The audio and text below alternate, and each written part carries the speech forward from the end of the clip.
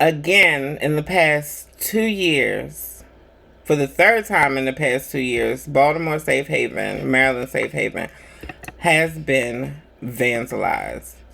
I've introduced y'all to Safe Haven before. I told y'all that Safe Haven is where I had went to get get assistance with my rent to get eviction prevention assistance after my breakdown. Honey, they don't want the girls to have nothing. They don't want us to have nothing. This is the page of Aya Simone, who is the executive director of Safe Haven. She made a post about the break-in. She made a post informing everybody that the police was called. She showed that she has surveillance.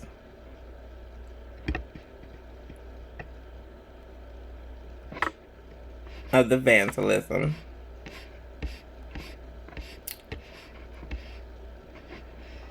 Showed more video stills. Apparently people were questioning whether or not she was really vandalized. Congratulations to Key. And she put out the call, and luckily the Baltimoreans came through, the village came through, and they helped to clean up Safe Haven. But I was under the impression that people were doubting whether Safe Haven was even in need. Keep in mind, Baltimore is a predominantly black city. And I was under the impression that people were questioning whether the place was really vandalized. Like, y'all find this hard to believe? When and where in Baltimore? I said I'm going to leave, okay?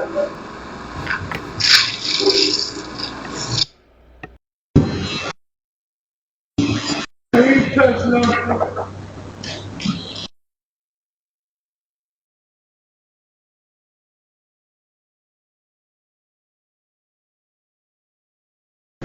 I'm working, man.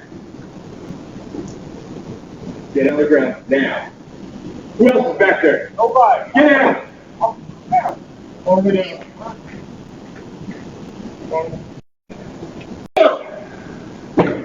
I'm working, man. Get on the ground now. Who else? Honey, this lady has to put out all the tea. All the tea. She went live today. Let's see what she's talking about.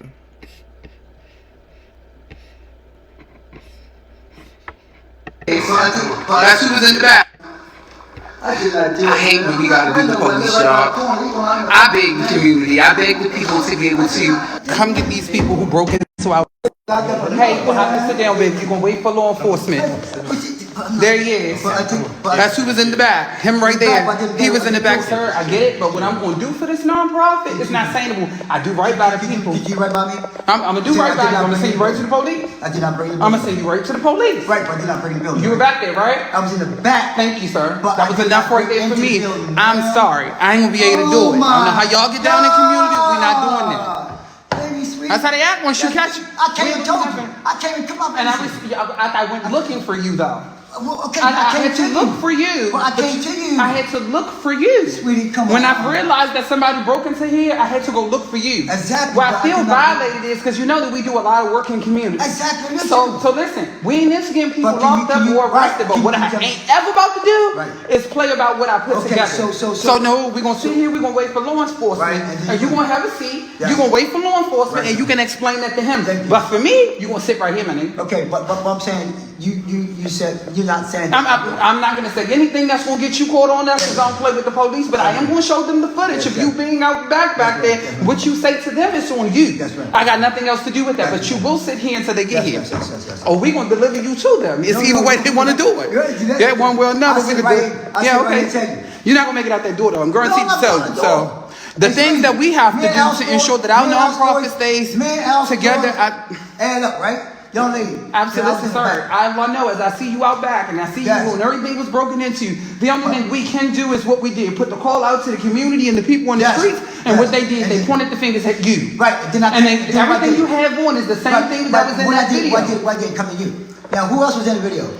And what I'm gonna say to you is that you said Blue was in the video, so I don't know who your co-conspirator was or whatever. If the white boy was with you too, I'm gonna go get him too as well. Hold on, but I'm gonna sit you right here because I saw you first. I'm not opening that door so you can go out there. I am a woman who is trying to be saved. Exactly. Yeah, so just chill. That's all I'm saying. Just chill.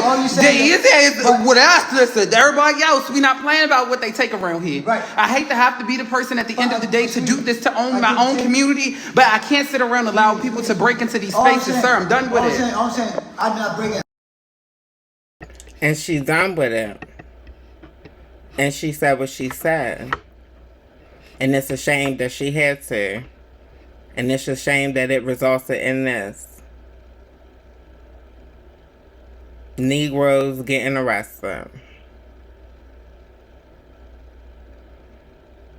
for breaking into a community center. And I is absolutely right. And the really sad part about it is this is a nonprofit that is promoted, seen, advertised, run by, owned by black, trans, and queer people.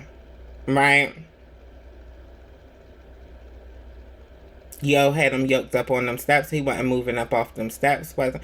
Y'all gonna quit playing with queer people, honey. Y'all gonna learn the hard way. We tired of playing with y'all. But he was yoked up on them steps. Let's take a moment for him being yoked up on them steps.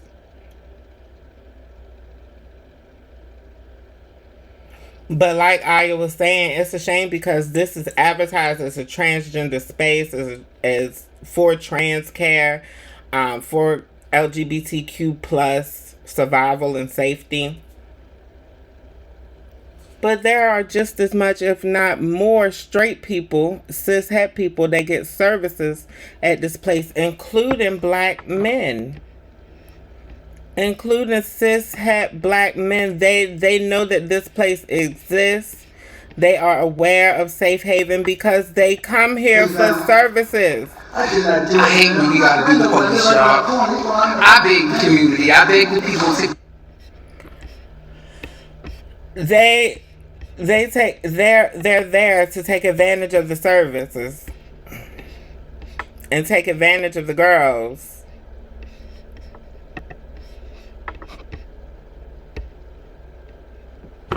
And then we have to end up doing this. We tell y'all all the time, y'all do nothing but be a burden. We have to fight the crackers, and then we have to fight y'all.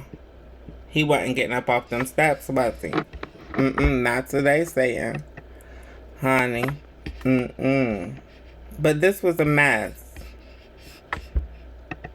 This was a video of some of the vandalism. They actually broke inside of Safe Haven as well. And keep in mind, Safe Haven is exactly that. It is a safe haven. It's a refuge. It's a place where trans people all over the world come, all over the country come to get gender affirming care and to live in a gender affirming care state and to build a life in a gender affirming care state. People actually live in queer and trans young people. It's usually young people actually live in this space. And this is what the community does to us. And again, like I said, every time I'm in Safe Haven, I usually see more straight people than anything. More cis-het people getting services than anything. Especially eviction prevention. There'd be a lot of cis-het people and their babies outside if it wasn't for Aya and Safe Haven. Outside or homeless.